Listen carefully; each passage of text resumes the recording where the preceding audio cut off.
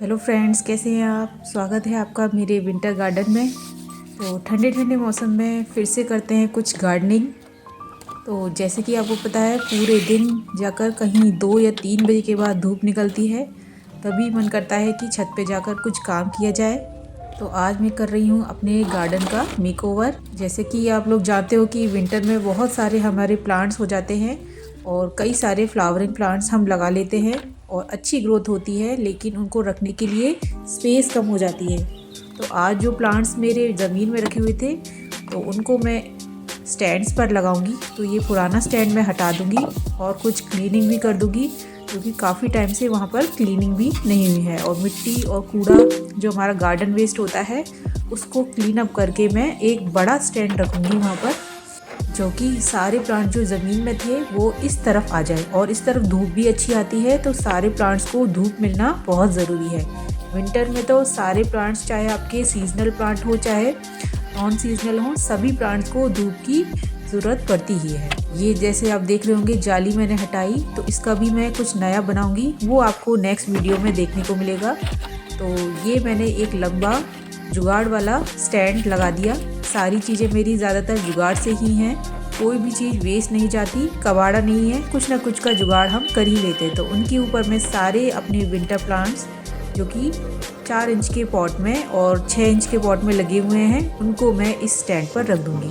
कुछ प्लांट्स तो स्टैंड पे थे और कुछ ज़मीन पे थे, तो मैंने उसको स्मॉल वाले स्टैंड को हटाकर बड़े स्टैंड को लगा दिया, ताकि सारे प्लांट्स अब स्टैंड पे आ जाएं और हमको क्लीनिंग करने में आसानी रहे।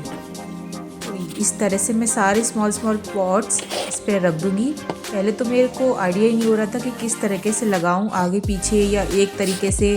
तो ठंड इतनी पड़ रही है कि सुबह से शाम हो जाती है काम करते करते, और टाइम का यूं ही पता ही नहीं चलता। और ये मेरा एक प्लांट गिरा धड़ाम। तो जैसे तैसे करके मैंने थोड़ा आइडिया लगाया और सारे प्लांट्स लगाकर मैंने सोचा कि अब तो चलो काम जल्दी निपट गया। तो आप जैसे देख सकते हो, छोटे प्लांट्स मैंने आगे लगाए हैं और उससे जो बड़े प्लांट्स हैं वो पीछे, और इस तरीके से सभी प्लांट्स को अच्छी धूप मिलती रहेगी। लेकिन आप देख रहे हो, ये प्लांट्स फिर भी बच गए। अब क्या किया जाए, फिर मैंने थोड़ा एडजस्ट किया, क्योंकि जो नीचे का स्टैंड है वो काफ़ी चौड़ा है, तो प्लांट्स को आगे पीछे करके रखने में सही रहेगा और प्लांट्स भी हमारी स्पेस कम लेंगे और सारी स्पेस भी आगे पीछे की कवर हो जाएगी। तो ये सब प्लांट्स एक ही रो में अच्छी तरीके से आ गए, और मेरे कुछ प्लांट्स ही बचे थे, 1 या 2, उनको मैं पूरे जो छज्जा होता है उसके ऊपर रख दूँगी। तो ये हो गया मेरा गार्डन तैयार। अभी इनको जब मैंने सारे जो रिपोर्ट किए हैं प्लांट्स मैरीगोल्ड के, और इसमें देखते हैं अगले कितने दिनों में इनमें फ्लावरिंग हो पाती है। और ये हो गया मेरे गार्डन का मेकओवर। तो इनको अभी जब 5 से 6 दिन हुए हैं इनको प्लांटिंग करे हुए, तो इसके बाद हम इनको एप्सम सॉल्ट जो होता है वो इनकी रूट्स में दे सकते हैं। जब भी आप अगर न्यू प्लांट लगा रहे हैं, कोई भी फ्लावरिंग प्लांट है, तो उसको लगाने के 5 से 6 दिन के बाद आप उसमें एप्सम सॉल्ट का घोल ज़रूर डालिए।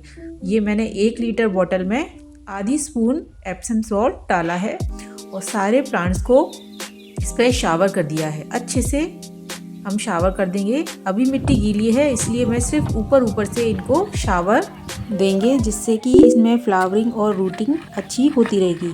तो ये है मेरे पत्थर चिट्टा, यानी कि कलौंची पिनाटा का प्लांट, जिसमें एक ये सदाबहार का प्लांट हो रहा था, तो इसको मैं अलग से रिपोर्ट करूँगी। तो ये खाली पड़ा हुआ पॉट, जिसमें मैंने ये सदाबहार का प्लांट अलग से लगा दिया और इसको छत की बाउंड्री पर रख दिया, ताकि इसको फुल डे की सनलाइट मिलती रहे।